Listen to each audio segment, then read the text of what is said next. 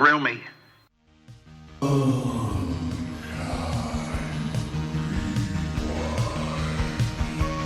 gonna name you Kodo. You get a name too, Podo. His name is Happy Harry Hardon. He's a total sex maniac. Of course.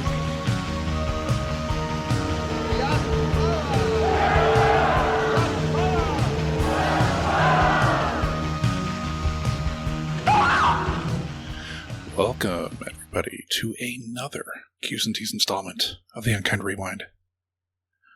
This week, it's just going to be me, as Sean is in Japan. I am your host, Josh Dugan. Sean will be on the second part. This week, we're going to be joined by Stewart Parker in the pre-interview. Old friend. He's one of the 4 people we recorded a test episode of this with way back. So, this one's a blast, and his movie's a lot of fun. So, now, this is the first episode of the podcast that I've recorded since getting to go on Movie Night Extravaganza to talk all things Jackie Brown. If you didn't get a chance to watch while we were live, it's still up on YouTube and everywhere you get your podcast on. Forrest, Conan, and Christina were great hosts. I can't fathom putting as much work as I know has to go into the intros that Forrest does on a weekly basis, sometimes more than weekly basis, like Forrest does. It's crazy. But yeah, the intros are great. The whole show's great. But the intros are like, Jesus, so much work. Like so much work went into it.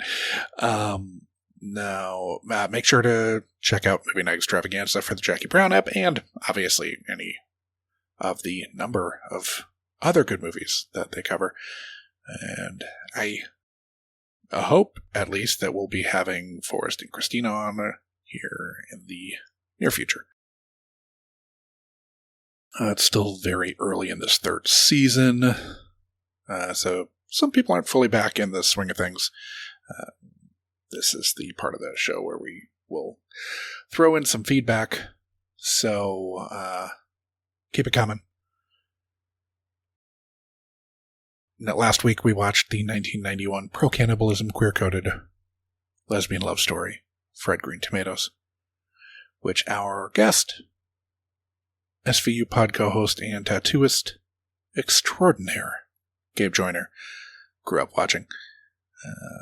It seemed like everyone over at SVU Pod Elite Squad on Facebook was pretty jazzed about her appearance. On Blue Sky, after the Q's and T's installment announcing this third season's first film, Mobius 13 speculated, I have a feeling this is going to hit a lot different as an adult than it did when you were a kid. Still a great movie, and I probably watch it at least once or twice a year. Oh, and the novel makes Itchy and Ruth's relationship much more obvious, which was definitely something that was echoed over at SVU Pod Elite Squad. After listening to the main event, Mobius 13 was quick to point out. First things first, Jim Abbott had a birth defect, which is why he had one hand. Yeah, he was born without a right hand. So, yeah, that's what we get for not looking anything up on that. Then Mobius 13 added, watching it again, this is a love story seen through Ninny's eyes, but in 1991, unless you were gay, you just thought it was a female empowerment movie, and that was no accident. Hollywood has been speaking in code for decades. Yeah, and the code they've been speaking in came about largely because of the Hays Code, which was the code put in place in, 1934, to kind of self-govern what movies could say, essentially. So, yeah, there's a weird amount of, like, pretty, at least for the time, edgy stuff from, 34 and earlier. that it makes for interesting historical viewing. And then, they have to start putting the kibosh on all that. And so queerness is then explored in Code, and you'll see it a lot in like Hitchcock and Billy Wilder. But anyway, yep. Now, for our guest, Stewart, he's old friend from working in Austin, and then he was in Southern California. Well, I was in Southern California. I've drunk in, half a dozen cities with Stewart, at least? Yeah. And he produced and starred in a short that I directed and still have not edited. I suppose I should do that, huh? Get that edited. Yep. But as Stewart will later say, his services can be inquired about or procured at parkerarthandling.com or at his company's Instagram account, which is also at Parker Art Handling. Yeah, Stewart's awesome. Really pumped to have him join us officially, even though he has been on he did a test episode with us. So, and we'll talk about that a little bit too. But that will presumably eventually be released to the public via Patreon once we have that up and running. So, without any further ado, Stewart Parker.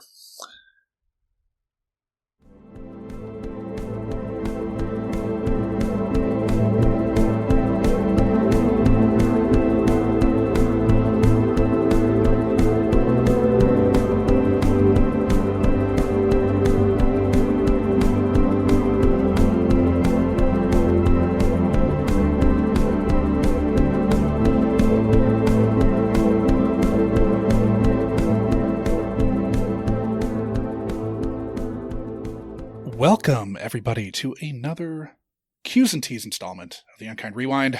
As always, joined by my co-host, Sean McGrath. How's Nueva York? Not on fire, thankfully. Not an evergreen comment. No, I mean, now, New York will eventually be on fire. The Bronx burned at one point in the 70s. It sure did. It's only a matter of time before this city falls itself into ruin, but probably less likely an environmental thing and more just, I don't know, bombing from an enemy country, maybe Canada. We'll see. Yeah. Greenland's coming for us. Yep. The Danes. Danes. At the time that we're talking about this... Sorry, we're really going current events right now and should not be. Yeah. LA is not doing so well right now. Yeah. The Sunset Fire evac zone got to be like about a mile from where I used to live. Whoa. We are joined this week by a friend of the pod, an old enough friend that we've actually recorded with him before. Whoa. It's just this is the first time we're doing that, right? Brian. Oh, Brian got it. Brian was one of the test episodes too. Okay. But we're joined by Stewart Parker. Stewart, whatever you want to call me. Stewbot. It's great to be back. Yes. Yeah. I mean, no one's heard that episode, but we did. So they will on Unkind Rewind Plus, right? Yes. Yeah. Yeah. The premium station. You can unlock the test episodes that we ran on the show, including one where Stewart sat down and we can talk about that movie, right? Yeah. You should. The box office smash. Big Man on Campus, which, if you've never heard of it... Welcome to the party, because neither had we. Man.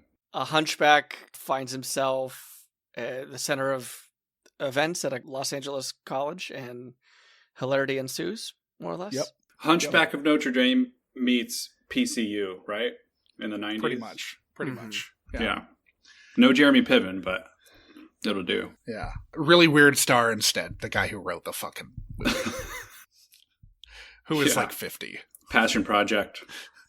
So, Stuart, for the audience at home who may not know you, why don't you tell them a little bit about yourself? Sure. I am a 40-year-old man who lives in Austin, Texas. It's cold and damp today.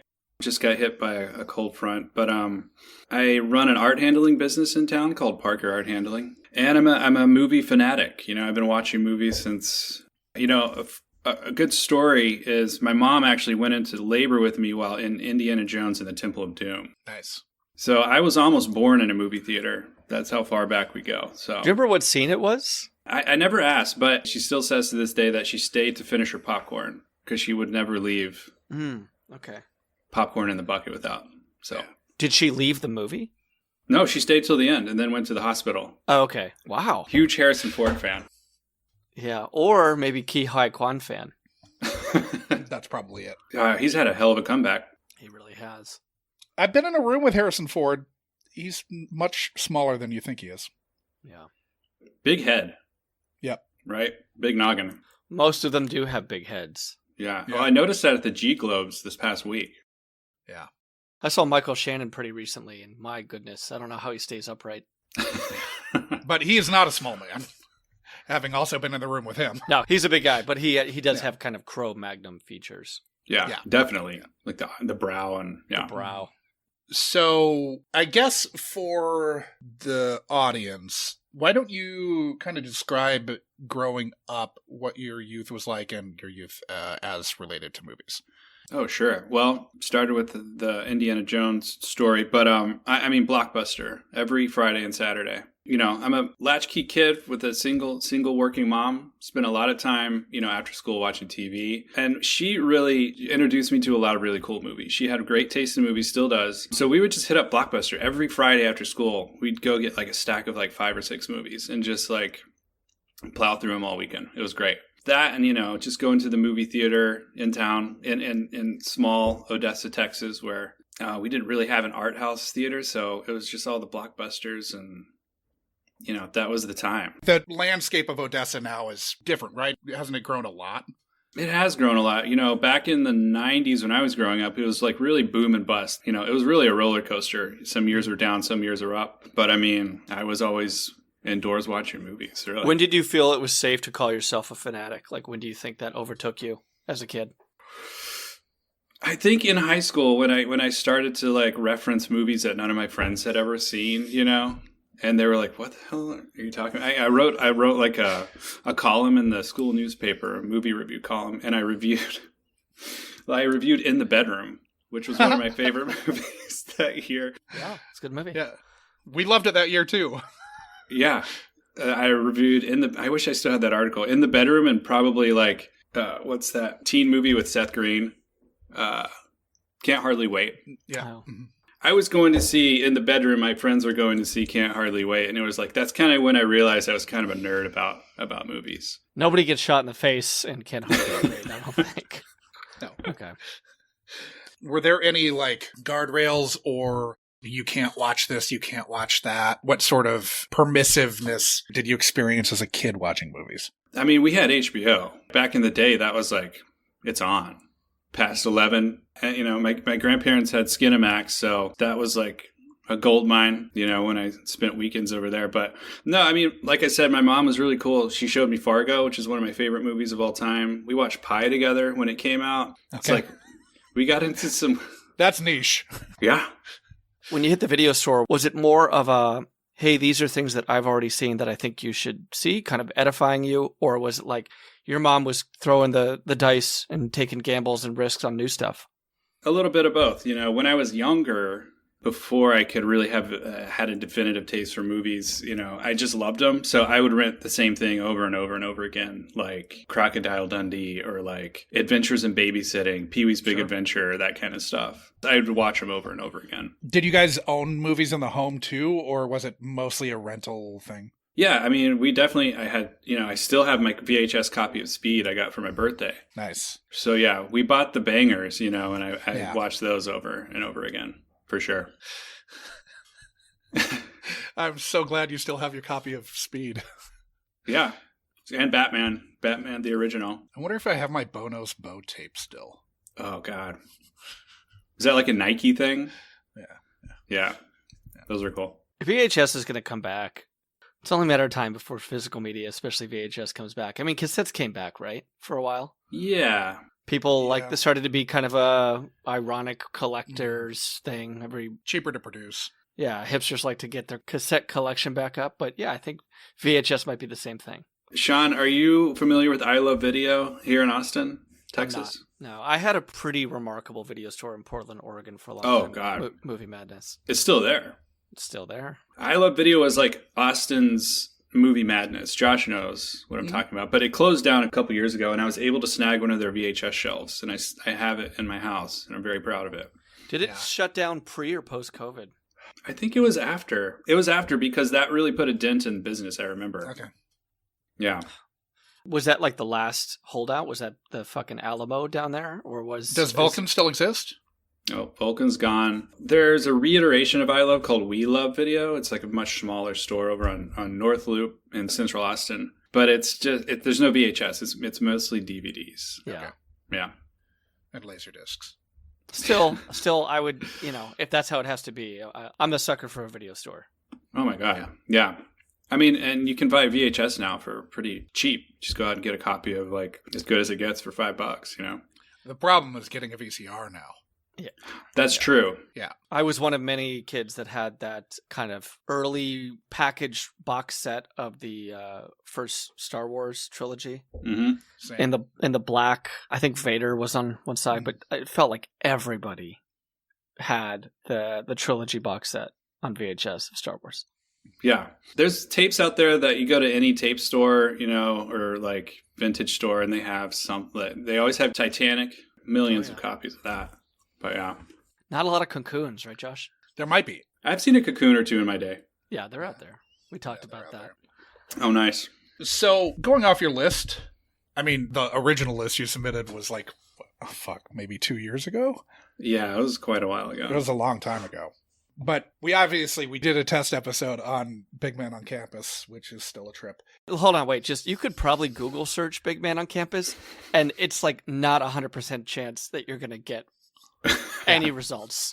Right. Like, that's how arcane and ridiculously unheard of this movie was for us. But somehow I watched it 15 times in my youth. What we're finding out, Stewart, is that everybody has that movie. Yeah. A movie that 90% of people haven't heard of, more than that haven't seen, yet for whatever reason it found its way into your home and was on heavy replay. Right. Like Dreamscape for Ted or Jim Cotta for Greg. I mean, Outrageous Fortune for me and my brother. That's funny. A Shelley Long, Bette Midler buddy comedy. We watched that shit all the time. We watched the Dream Team all the fucking time. Yeah. That is so interesting, though, why people in their youth gravitate towards certain weird movies. I mean, there's some research to be done there, guys. I think. We're unpacking it. It's a long study. Yeah. We're well funded, but we have no rush to finish this. So from your list, you had Radio Flyer, Just One of the Guys, Kids, which Sean really doesn't want to do. Please no. I got a story about that one, yeah. Vice Versa, Encino Man. Oh, no, you just watched Encino Man. So that's off. Battery's not included. I told you he's a big Ki Hai Kwan fan. Yep. He's in that. Leprechaun. That's the link. The link. Lady and the Tramp. Five-O Goes West. House Guest, and Blank Man. Yeah. Now, I know you were trying to put your finger on the scale with that picture that you sent me the other day of a Radio Flyer, which I haven't seen it, but from my understanding, it's about child abuse, right? They touch on that. Yeah. There's a reason it's at the top of my list, Josh. Yeah. I think I watched that one out of that whole list probably the most. I watched a lot too. I never saw it. Yeah, and I haven't seen it since I hit puberty. Probably. Well, sadly, we're not doing that, Stuart. Damn it! All right, I just watched it. We're going with Kids. No, just I quit. Just One of the Guys. Oh, no shit. We are going to be revisiting Oh my God. almost a Shakespearean tale here. I can't believe you guys haven't done this. We haven't done it yet. Oh my God. Okay, I'm honored. Yeah. I'm honored. It is kind of shocking. It's come up a lot on the podcast. I'm sure. Let's just go right off your gut instinct here. What would you describe the basic plot of Just One of the Guys? All right, shooting from the hip. It's about a high school teenage girl who dresses like a guy, the titular guy, and just shenanigans ensue. I don't really remember why. I know that she meets I think the male version was named Terry, maybe, meets a male character, another high school character who she falls in love with, but she can't confess that she's really a female that's like yearning for him.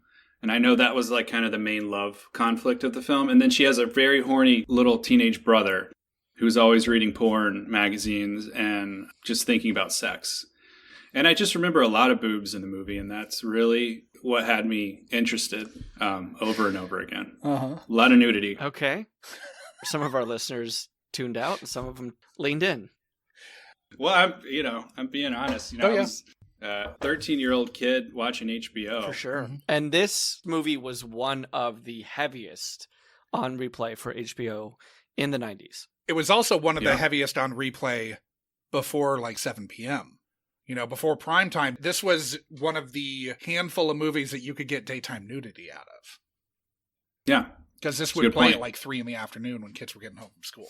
Yeah, exactly. We're going to need a nice pithy phrase for daytime nudity.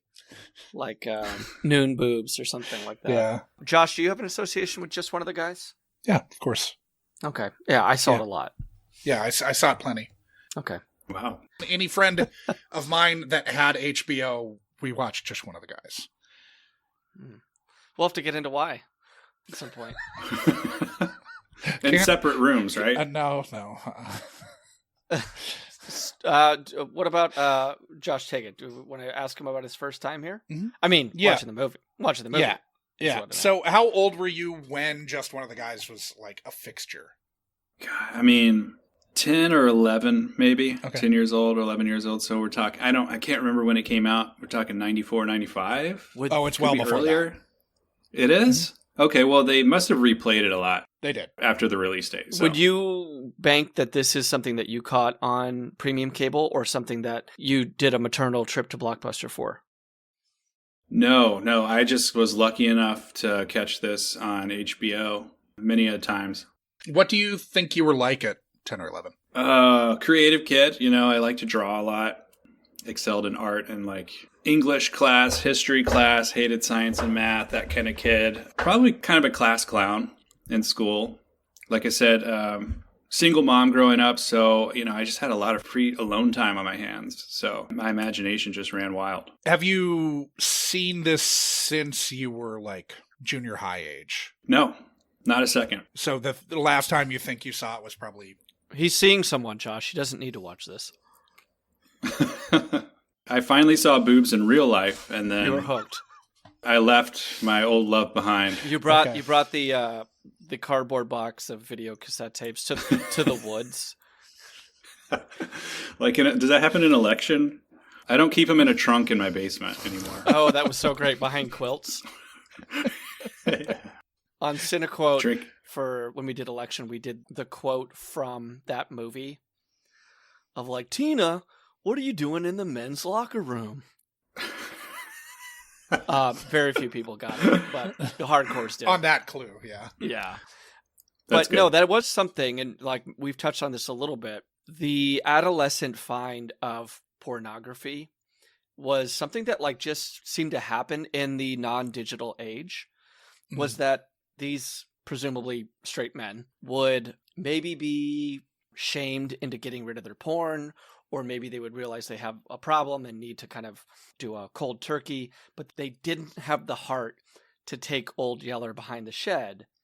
So instead of just throwing them away in the trash, they would like gift them to the world. And this is a very strange thing, but most men who came up in this era know what I'm talking about.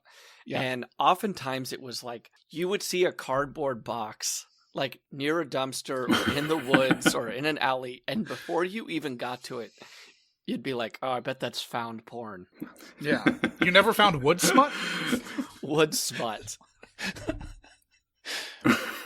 Ladies, maybe you encountered this, maybe you blacked this out, but this was something that was almost like a forest sprite had left something for you. That like it was evidence of magic.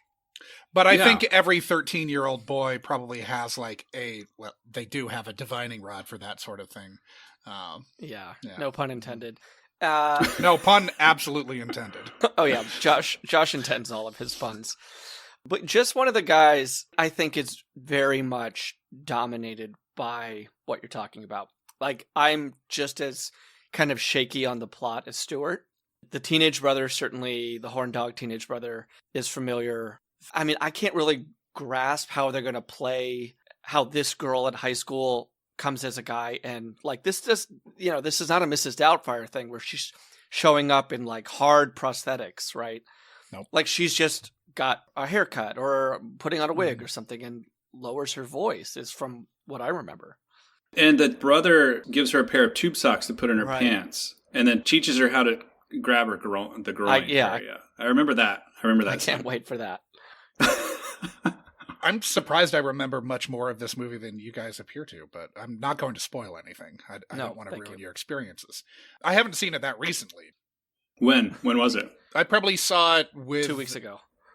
I probably saw it with Chad in 2005. Okay. I mean, like that's 20 years ago. 20 years ago. Okay. That's long enough. But yeah, I remember it pretty well. So yeah, it must be, 30 for me. Yeah. Long time. Yeah. But those images are seared into my brain. Just you and Chad auto-focusing.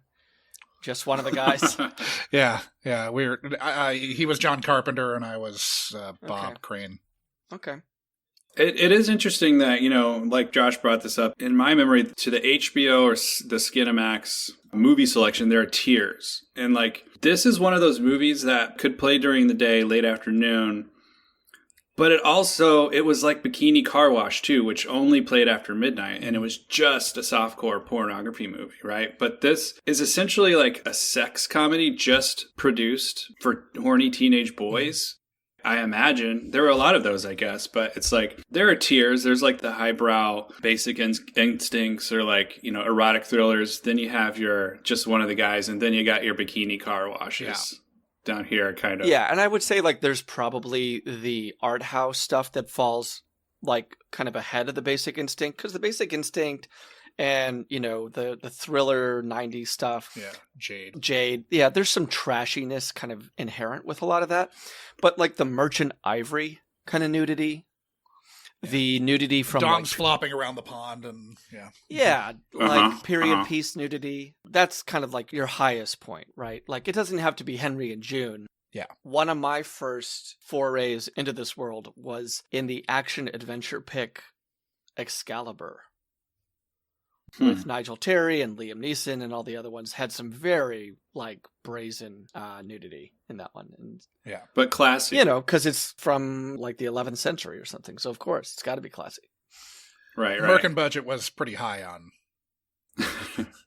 I just prefer the trashy stuff, Yeah. Just the screwball comedy boobs. Well, and I don't think this is... It's been a while, but I don't think this is like Porky's or anything. No.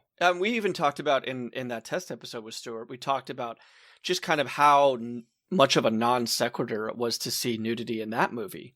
Wait, no, maybe there was no nudity in that. No Hunchback Dong in that. There was no Hunchback Dong. Okay. We wanted it. I thought there might have been something where like he busts in on a sorority and someone's changing, but that may have just been a weird... There was a panty raid, but it was just in lingerie. They were just like lingerie clad. Yeah. Okay, I'm probably conflating some Revenge of the Nerds stuff here. It's always so disappointing, as a teenage boy, when you come across those scenes and there's no flesh. Yeah. It's just all... Because, I mean, I'll say to our maybe our younger viewers or younger listeners here, like, this is how you kind of had to do it. I think you're also confusing. There was a little nudity in Night of the Creeps. Yeah, and there was... What was the strange one with Judd Nelson, Josh?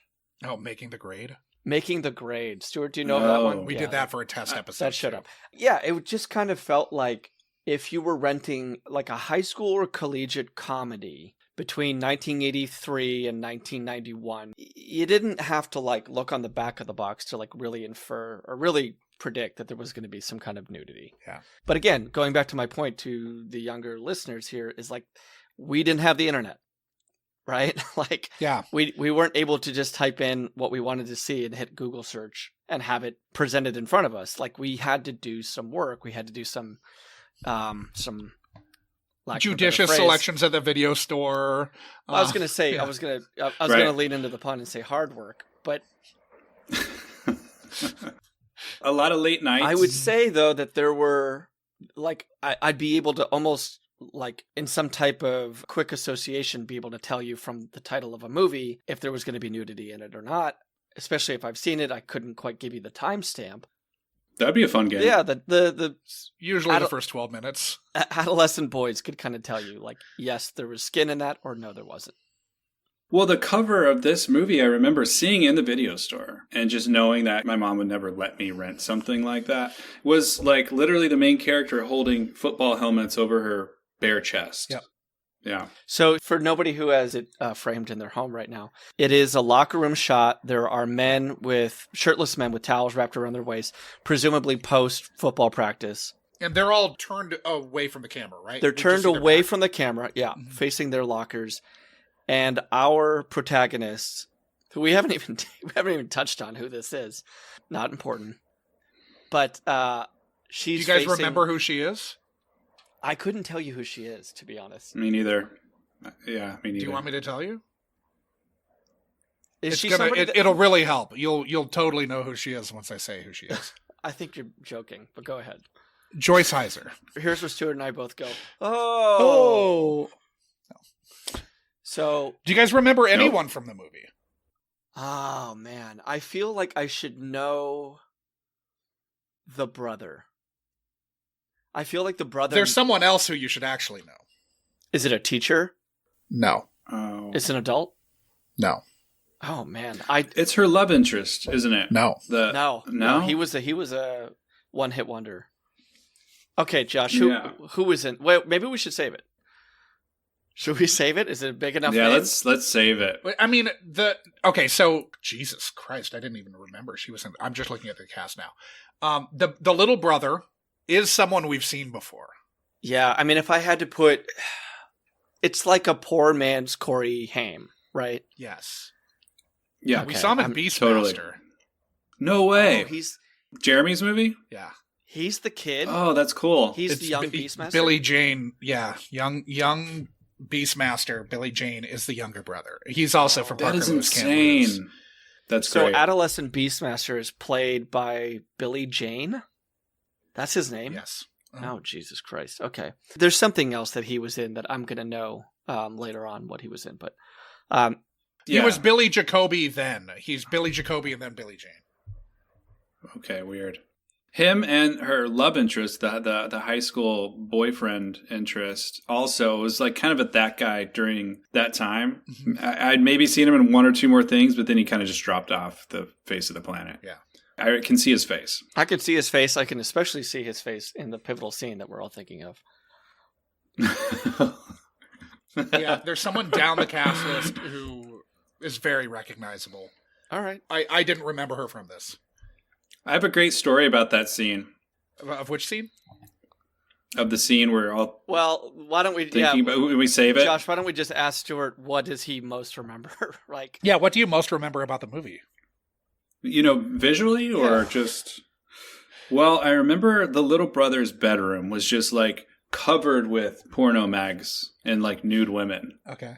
So that scene stuck out to me. And then, of course, I think what we're all talking about is the big reveal when the main character reveals that she's a woman to this boyfriend guy who, by opening her tuxedo, because they were at the prom, and showing her boobs.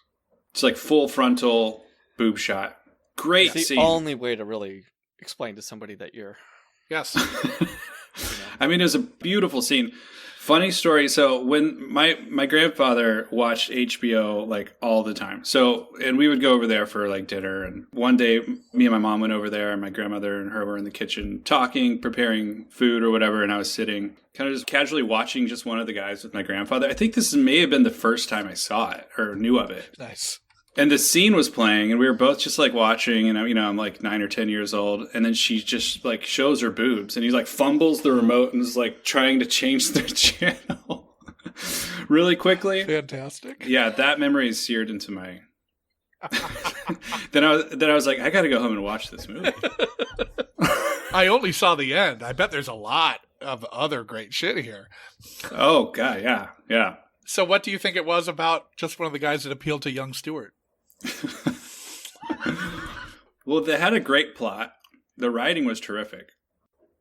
No, just the boobs. I mean, which is like, this is probably the first movie in the Unkind Rewind that like has had a scene that's been Beastmaster also, but yeah, Beastmaster's had some TNA that was kind of legendary, but I would say that like more people saw just one of the guys than Beastmaster, and we'll maybe have box office. Well, at least saw the cut with nudity, because so many people saw Beastmaster on TBS. Okay, fair point.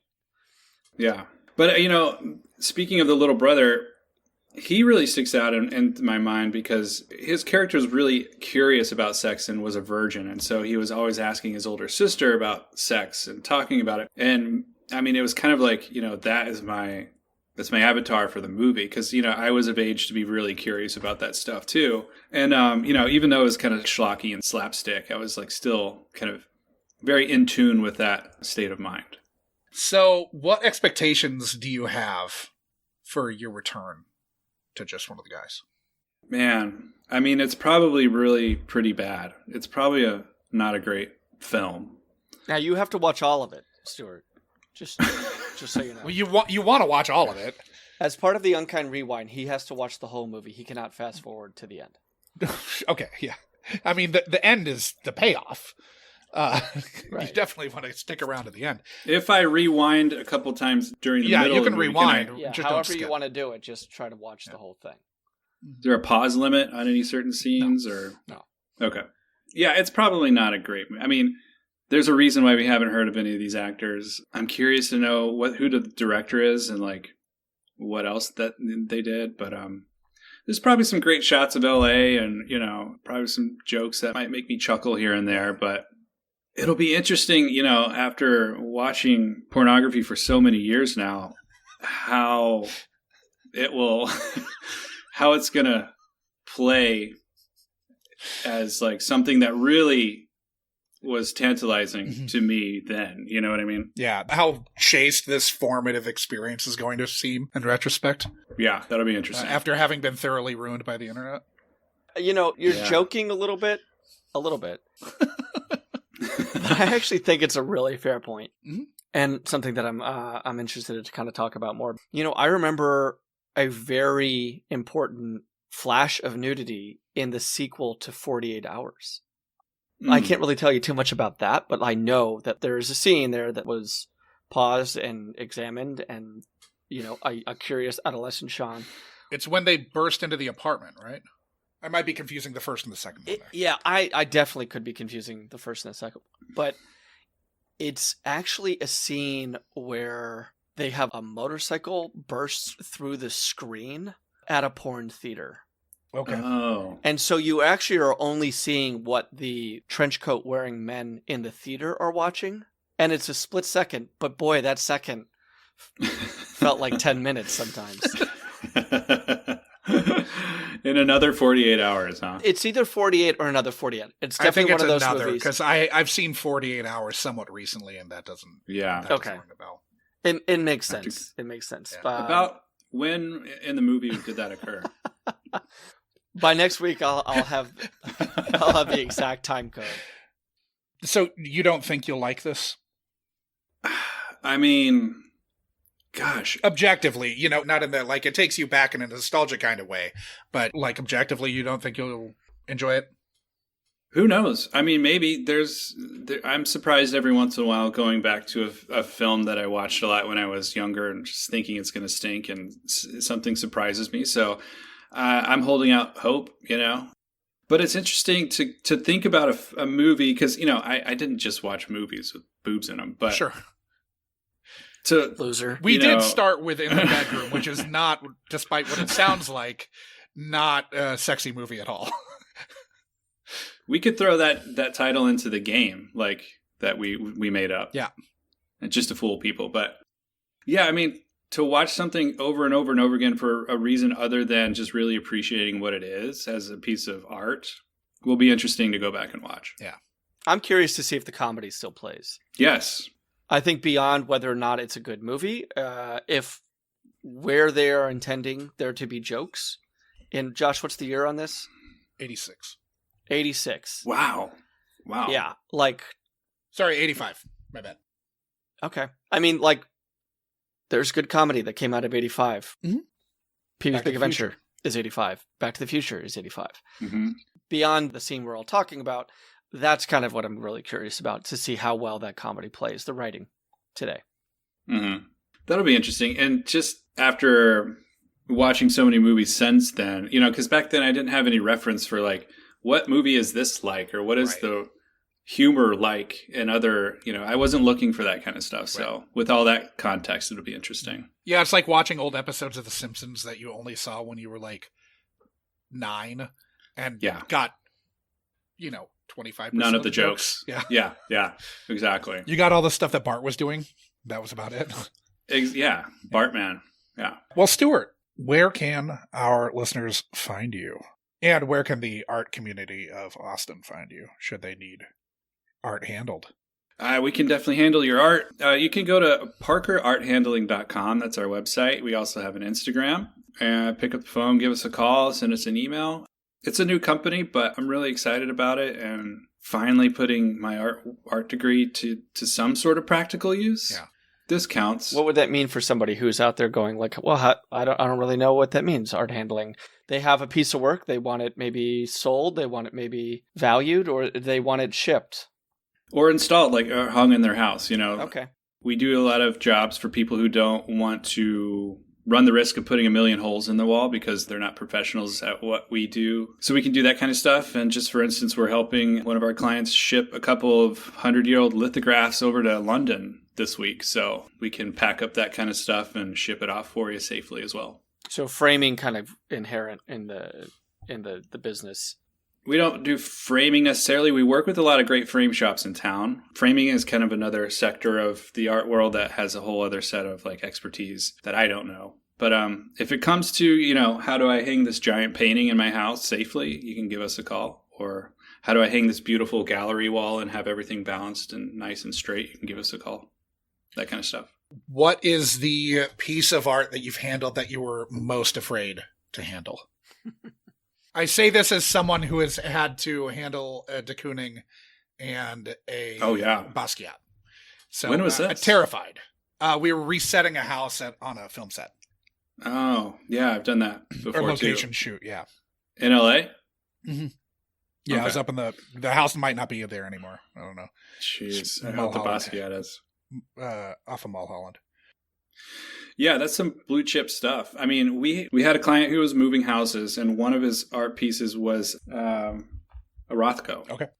And he had an alarm system on the painting. So if it came off the wall without deactivating the alarm, all hell would break loose. And so we had to hire an armored guard, and that was crazy. Yeah. And that, along with a few other pieces in our truck, we had, $12 million worth of artwork in the back of the truck, which is really scary. Do not hit us. Did you drive with the hazards on the whole way? Yeah, I was like, Ben Affleck in The Town. Yeah, that kind of stuff is it's fun, but man, it's funny in this line of work. I could be handling like a really beautiful, priceless piece of artwork, but I'm so focused on what I'm doing to ensure its safety. Sometimes I'll just leave and not like compliment the client or how good it looks or anything. Uh-huh. I'm just like, oh yeah, this is a nice piece. See you later. But yeah, it's fun. It's something different every day. Yeah. Do you feel like it's desensitized you to like fine art in a way? Yeah, a little bit. And it's desensitized me to the feeling of standing in someone's multi-million-dollar home. Sure. Mostly. Yeah. With like revolving floors and like crazy, crazy stuff out in the Westlake Hills of Austin, I know where you're I know where you're desensitized to obscene wealth, I guess. I mean, we have the other part of the job I love is just meeting all different kinds of people, and like all my clients are great and wonderful. I wouldn't say there's anything obscene about them, Josh. Yeah, I mean, Josh. It's a lot of money. No, it is. It's crazy. Yeah. So they can find you. What's your Instagram handle? It'll be in the show notes, but yeah, at parkerarthandling.com. Cool. My last name plus arthandling.com. Cool. Yeah. Anything else you want to plug? No, I'm just excited to watch this film, man. Yeah. As am I. Thank you, though. Yeah. I'm excited. Yeah, it's going to be awesome. Well, cool. Thank you, Stewart, for opening up your youth to the possibility of ruination. Once again. Yeah, again. A second time. I'm honored to be here, guys, and honestly, I'm so shocked that this movie is still on the list. I was thinking, like, there's no way we can do this. They've already done it, or they have somebody else lined up, but yeah. I'm very amped to do this with you guys. I think that when we saw your list, like, it wasn't a tough whittling down. I think we both kind of zeroed in on this. That would be fun, and certainly a name that a lot of people have a connotation for. Yeah. And I mean, you'd seen Encino Man recently, like you just watched it, so that kind of took that out of the running. But yeah, I think that a lot of people know about this movie, though. Oh yeah, was Encino Man number 2 on the list, or no, just the first one? Do you need me to add Encino Man 2 to your list, Stewart? Were you asking was Encino Man our second choice? Oh yes. Well, no, yes. Because we didn't choose until like this week. Okay. Yeah. What was number 2 and 3? I knew that Encino Man was out. Batteries Not Included, I think, was number 2. Great one. We'd shortlisted Vice Versa and probably Radio Flyer. I imagine that at some point we're going to have to look at Radio Flyer. Right. That one's a great one. But Sean, why were you scared of kids? He's never seen it. No. Oh. Yeah. I keep telling him I'm going to make him watch it for the podcast. Yeah, only because Josh is a fucking sadist.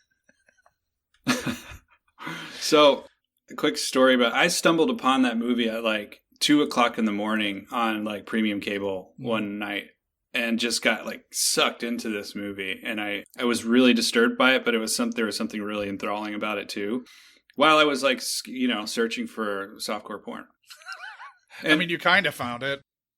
Kind of, but look, like I was a big fan of Aronofsky's Requiem for a Dream. I know that there's some subjects in that are very close to kids, right? Like it's not like the subject matter is something that innately I distance myself from. But, kids was just at the time it was so talked about and felt like it was being made almost in sort of this let me see how far I can take things, let me see how I can shock you, which I found a little just pretentious. Yeah. Fair. Totally fair. I'd never seen anything like that, when I was that age, probably 12 years old or something. But yeah, I mean, I can totally see that standpoint. Yeah, it's a gateway into that outre teen exploitation art house fare. I mean, I'd rather just go back and watch Harmony Korine's David Letterman appearances anyway, so. I was just watching those for not long ago. Classic. They're very weird. Yeah. Anyway. Yeah. Thank you, Stewart, so much. Thanks, guys. Really looking forward to this. When next we talk, we'll have seen a couple things. Oh yeah. Thanks, everybody. Until then. Thanks.